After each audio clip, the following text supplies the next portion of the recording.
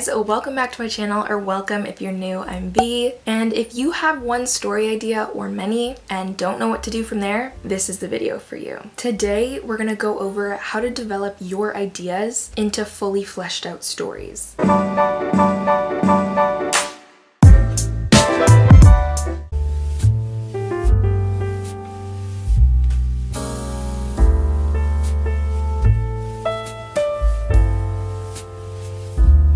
The first thing I like to do after I have an idea is to expand on it. To do this, I like to take some time to tease it out by brainstorming. Whether you're in a quiet room or listening to a playlist that boosts your creativity, take some time to write down anything that comes to mind surrounding your idea. This could be word vomit, this could be random words, this could be potential themes, plot points, characters, world building, and more. Oftentimes, you'll find the ideas taking over and leading to a page full of potential. From there, you can take those ideas and organize them into categories. I like to organize them into themes, characters, setting, situation, and other. And all of this, when you're done, will form a strong foundation for developing your story. So I'm the kind of person that loves to have things organized because my brain's filing system isn't great. It's messy up there. I need to be able to have a concrete, organized way to do things. So when I develop stories, I like to use a structured story builder that I can see and reference when I'm writing. And the one that I'm going to be working with today is Racon's Story Builder. They're a website made for writers and they have amazing products and resources for writers. And today I'm going to be using their very popular story builder. What I love about it is that it's digital. So I order it and within an instant it's sent to my inbox, and I like to download it on GoodNotes so that I can have access to it on my phone, iPad, computer, and it syncs up within everything, which is amazing. And not only that, but it also comes with a demo right at the beginning that has an example of how to fill it out, which I find so helpful. So if you want this story builder for yourself and for your own stories, because within it you can put multiple story ideas in one builder, then I have a discount code and link for you below that you can use to get one for yourself. I highly recommend. So now that we've brainstormed, let's start with establishing a general concept for this story. So honestly, you can do this in whatever order feels right for you. You don't have to go in order. If you want to do the premise first, go for it. But I'm going to start with theme. So this is what we want our story to communicate. Themes are important to explore because they give meaning to your stories. It's the pulse of the story, the heartbeat, if you will. You can explore more than one theme in your story. For my story that I'm going to be outlining using the story builder right now, one of the main themes is identity and authenticity, because my main character grapples with maintaining her true self while navigating the demands of the music industry and the pressure to conform to expectations. So going along with theme is the notion that this theme will address. So it's good to think about an idea or a concept that your book is going to explore and focus on. So my novel challenges the notion that conforming to societal expectations or putting on a facade is necessary for achieving recognition or reaching one's goals. It emphasizes the importance of embracing one's unique identity, pursuing passions wholeheartedly, and finding acceptance and love based on genuine connection rather than superficial appearances.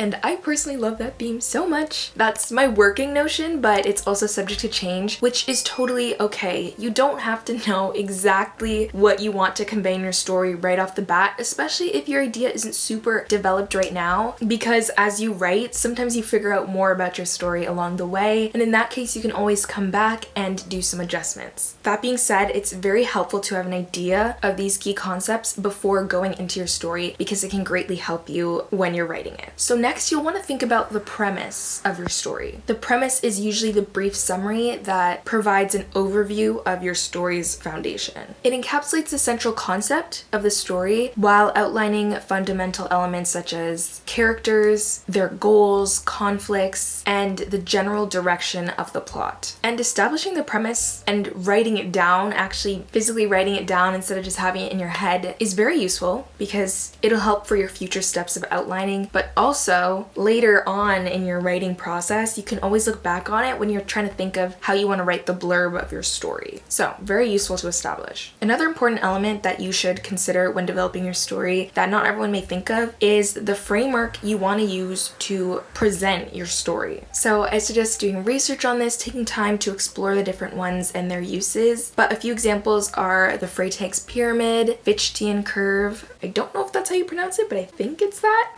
the hero's journey, and in media res.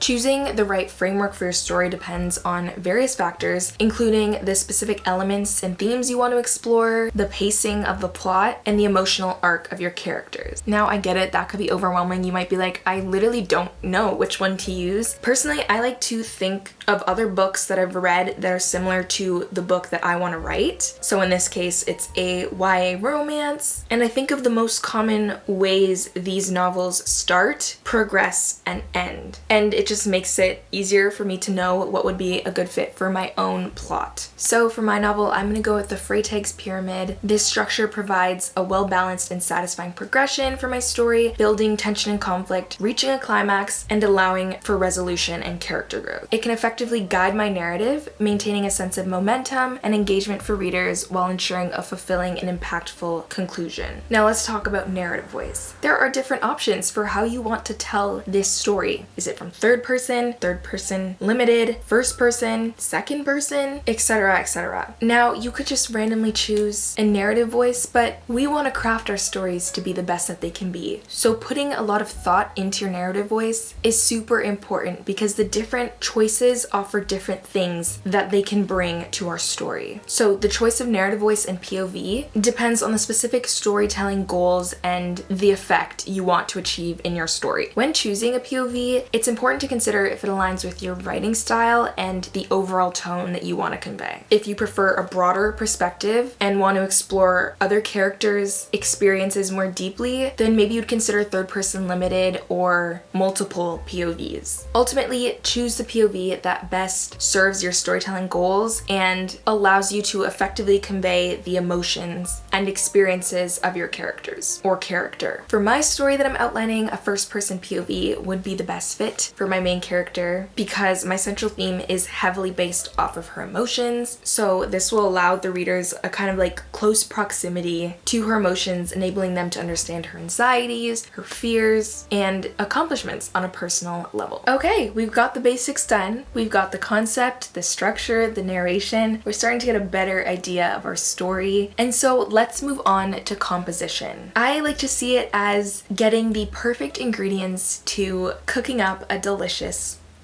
plot. And remember, this doesn't have to be a rushed process. You can take your time with all of these elements to really figure out your story. It's gonna help tremendously in the long run when you go to write your story. And this is all about figuring out your story. This story builder is great because it asks you the questions you need to know, and all you have to do is answer them. First thing you can think of is, what is the main plot? So what is the main conflict of your story? How did this conflict develop from the premise? How will this conflict craft the characters? These are great questions because they're inspiring you to think deeper about your story and to really make it impactful, effective, meaningful, entertaining, satisfying, and a bunch of other adjectives. You also want to think about the underlying plots. How will these conflicts fuel the main plot? How will these conflicts craft the adversary characters? The subplots, you guys. I did a zero draft for a novel before and I had no idea what I wanted my subplot to be. So while I was writing, I just kind of like came up with a subplot. I was like, okay, that works. Wrote the whole thing with that subplot. And it was a pretty decent chunk of the story. I reread it and came to discover that the subplot literally just like did not fit with the story. It was so disconnected from the story, which I didn't notice until I reread it. So what ended up happening was I scrapped that whole thing, which meant I now had a significantly shorter draft because I had to cut all of that out, and it increased the work that I had to do when re-outlining the next draft. So things like that happen when we write, big plot holes that we didn't notice until we reread. But imagine if I had taken the time to think of a subplot before diving into my story. One that I knew would complement my character's character arc and also complement the main plot in a way as well. I would have saved so much time drafting and rewriting and shaping my story right off the bat from the beginning. So that's another reason why it's so important to ask yourself these questions about your story before you start writing it. Other questions you want to ask are, how will these conflicts enrich the story? How will these conflicts craft the supporting characters, etc.? Okay, so let's move on to the synopsis. So if you're familiar with the querying world, you'll probably know that a synopsis is kind of like a spoiler alert for your book. It essentially highlights what happens in your book from beginning to end, and it doesn't leave out the plot twists or any of those details. Any part of the plot that affects the subplot, the character arc, the main plot, it's all in there. Synopsises for me are so hard to write, but there are many great articles on the internet for how to write a good synopsis and what to include and what not to, so that you end up with a summary that has what it needs in it without being too complicated or too vague. Now, this is another element you don't have to know everything of before you write your story. I know there are some stories I've written where I'm like, okay, I literally know how this is gonna end already without even having written it. And there are some where I'm like, okay, I'm gonna have to write a discovery draft. I'm gonna have to figure out the ending as I go because I really don't know how it's gonna end. So my suggestion is just write what you know. And again, you can always come back to it and edit it further along down the process. But this is also nice to have and nice to have written down because you can reference it. It'll help you shape your plot next, which is the next step. And you can kind of like step back, read it, and think to yourself, is this a good plot? Does it sound engaging? Does it accomplish everything that I want it to accomplish? Before you dive into the details of the plot. But we have another step before we get into the plot, which I know we're excited to get to. But this part's also fun, I promise. And it's the character's appraisal. I love crafting characters. Characters are so fun. They're the ones driving the story. And a lot of my favorite books are my favorites because I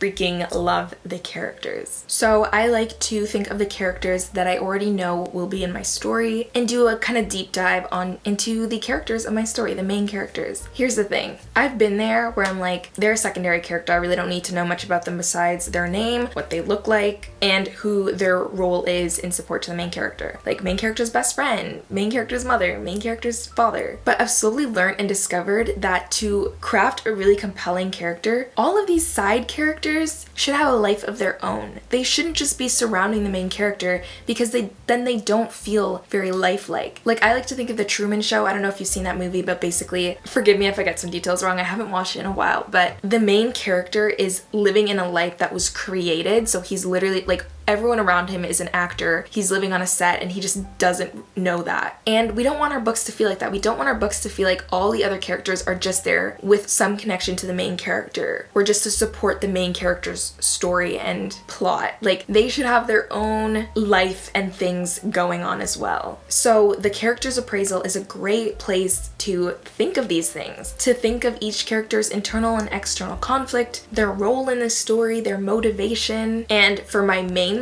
characters, especially the ones I'm writing from their perspective, I like to take a deeper dive into building their character. And you can do this in whatever way feels natural to you. There are a lot of character profiles out there. A lot of people like to do interview style where you ask a bunch of questions and then answer it as if you're the character so you can better get a grasp on their personality, their voice. We could do a whole other in-depth thing on crafting characters, but this is a great thing to do before you start writing because it will help you with character voice and it will help you with dialogue and like knowing what characters would say and how they see the world and everything like that. Okay, now we have all the perfect ingredients we need to make our delicious plot soup. I don't even know if that's a good analogy, but it just, I don't know, for me it just plot soup. Just like doing this. Okay, anyway, so this is where we're on to the outline. It can be very helpful to look at your synopsis for this so you know how you want your story to progress. But I like to start with an exposition, how your story opens up. You know, you're introducing us to your character, you're introducing us to their world, their conflict from the beginning. This is kind of the beginning of their character arc. Show the beginning intro to your world, your story. And then there's the inciting incident. This is what's going to set off the next few life-changing chain of events. And then we've got the rising action. Again, this could change change depending on the genre you're writing or the framework you've chosen to write your story, but this is just like a general way to shape your plot, and this is what I like to do. And then I like to think of the climax, falling action, resolution, conclusion. And your girl loves to make a happy ending. I'm going through this really quickly, but you definitely want to take your time to think of how you want to see your story unfold.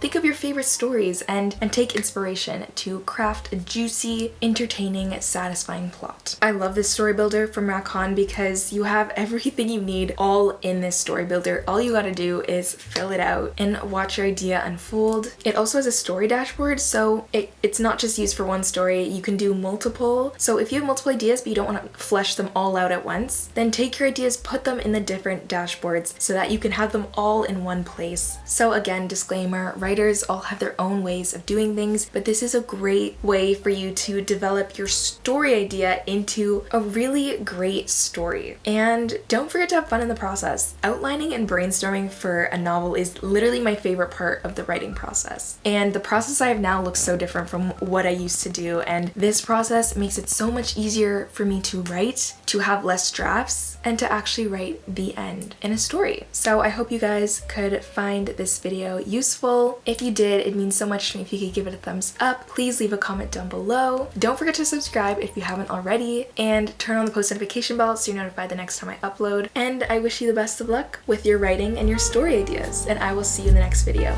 Bye!